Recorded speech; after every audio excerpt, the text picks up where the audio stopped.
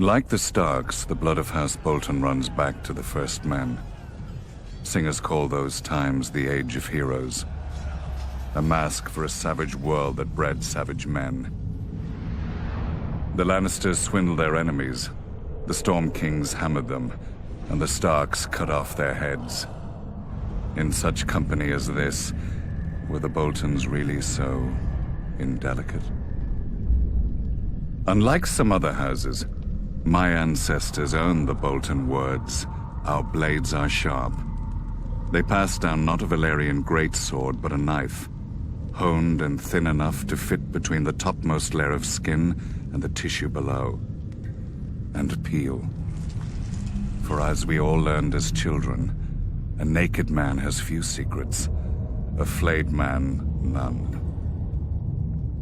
In those dark days, they say that some of my more willful forebearers would even wear their enemies' skins as cloaks. But no such tokens remain, if they ever existed. Certainly not hanging in some secret room in the Dreadfort, as old wives and fools insist. I suspect my house itself was responsible for spreading such rumors in the first place. Few weapons are as effective as terror, and this was an age of war. House against house, brother against brother. The Iron Men were on the rise, and never far from our shores. We must have seemed ripe for the taking, too busy fighting each other to deal with the raiders as they deserved. Thus the Starks took it upon themselves to unify the North, under them. They drove the pirates out of White Knife and claimed the eastern coast, and married the Marsh King's daughter for the neck. The Stark wrestled for Bear Island and won.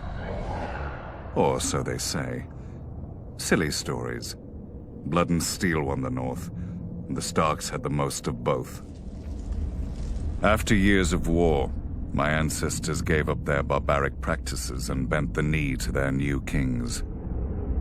Thus House Bolton became what we are today, loyal bannermen and staunch ally to the Starks, and the second greatest house in the North.